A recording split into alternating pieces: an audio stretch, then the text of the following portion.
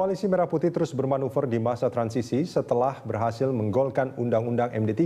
Kini koalisi kembali bermanuver dengan RUU Pilkada, di mana kepala daerah tidak lagi dipilih secara langsung oleh rakyat. Banyak yang menyebut Undang-Undang MD3 dan RUU Pilkada adalah bagian dari game plan Koalisi Merah Putih dalam mengepung pemerintahan Jokowi. Benarkah demikian? Untuk mengupas permasalahan ini sudah hadir di studio Sekretaris Fraksi PKS DPR RI Refrizal dan juga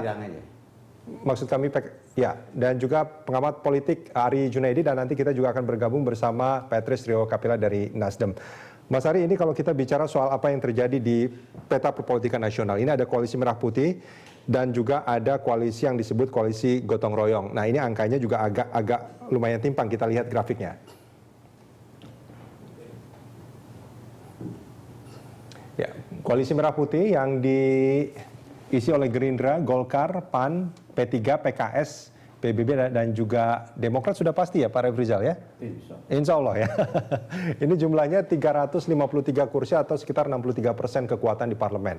Ini kekuatannya sangat dominan. Sementara kekuatan partai-partai mendukung Jokowi JK yang diisi oleh PDIP, Nasdem, PKB, Hanura, dan PKPI hanya 207 kursi atau sekitar 37% kekuatan di parlemen. Nah, kalau kita berbicara soal kekuatan di parlemen ini kan nampaknya sangat timpang, Pak Ari. Nah, bagaimana Anda melihat konstelasi politik antara kedua koalisi ini?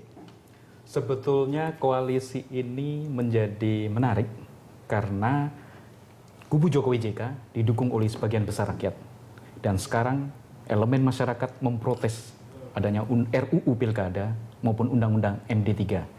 Menurut saya dalam waktu yang tidak lama lagi, menjelang tanggal 20 Oktober, kekuatan partai politik dalam soliditas di Koalisi Merah Putih tentu akan berubah. P3 sudah mulai menunjukkan geliatnya untuk mengadakan muktamar luar biasa untuk mengganti Surya Dharma Ali. Demikian juga PAN ya, masih terkesan malu-malu apakah akan bergabung dengan Jokowi atau tidak. Demikian juga kalau Golkar sudah sepertinya ingin tetap berada di Koalisi Merah Putih. Demokrat masih juga kuasi ya antara kanan kiri, kan sebagai penyeimbang dalam istilah terminologi politik itu juga tidak jelas apakah nanti berada di Koalisi Merah Putih ataukah di koalisi gotong royong. Ya, Mas Ari, ini kalau kita melihat apa yang terjadi, ini kan yang lagi hangat ini ada Undang-Undang MD3 sekarang udah di Mahkamah Konstitusi ya, sedang diuji materi. Nah, ada lagi RUU Pilkada yang kita sekarang sebelumnya itu dipilih oleh DPRD, kemudian dipilih langsung oleh rakyat. Sekarang Koalisi Merah Putih lebih memilih untuk itu dikembalikan lagi ke DPRD, dan itu sangat berseberangan dengan apa yang dilakukan oleh koalisi gotong royong.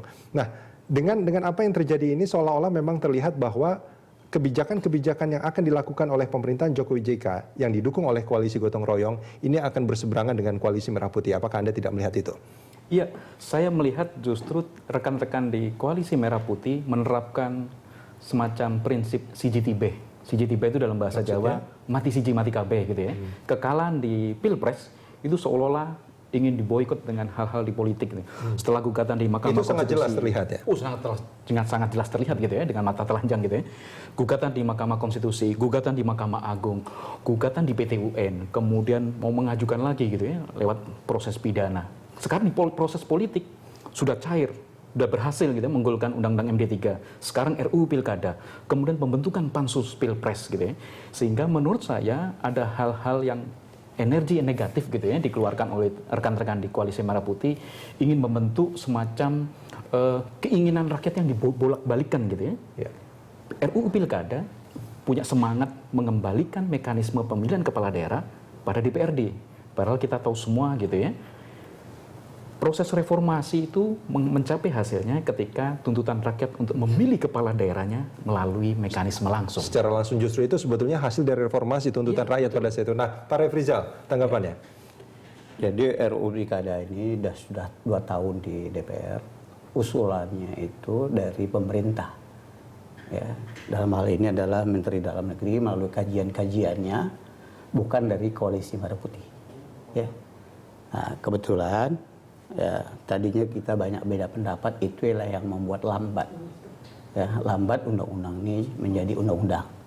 Banyak pergeseran, banyak pendapat, termasuk Metro TV, Pak Surya Paloh itu mengkampanyekan malah supaya dipilih oleh DPRD. Ya, Sekarang kan Metro TV berbalik seolah-olah dia lupa dia kampanyenya dulu itu kan. Lupa dia bahwa dulu dia mengkampanyekan itu. PKS terakhir masih berpendapat dipilih langsung oleh rakyat. Karena kita Itu berdasarkan kajian, Pak? ya, ini kan masih diskusi. Enggak, waktu pas menginginkan ini pemilihan langsung berdasarkan kajian Kita PKS? masih berdiskusi. Di dalam pun kita berbeda pendapat, kan belum putus.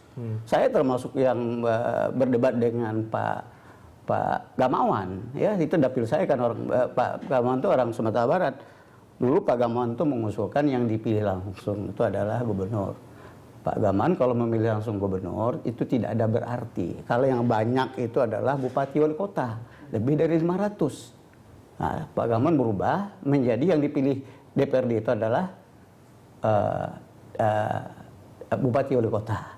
Gubernur masih tetap dipilih secara langsung. Sekarang berubah semua konstelasi, tanggung semuanya saja. Jadi yang pilih langsung itu adalah presiden. Jadi kajiannya atas dasar tanggung ya? DPRD ya. Memang kajiannya sudah banyak ya. Kalau Mendagri itu sudah banyak data-data yang disampaikan kepada kita di DPR bahwa positif negatifnya kita melalui memilih secara langsung. Kalau PKS kajiannya apa? Waktu pas memilih Termasuk saya kajian saya termasuk ini buang-buang dana, buang biaya. Ya memang yang rugi itu mungkin LSM, lembaga survei itu pasti rugi lah. Baik, kita akan sambung di segmen pasti berikut rugi nanti. itu.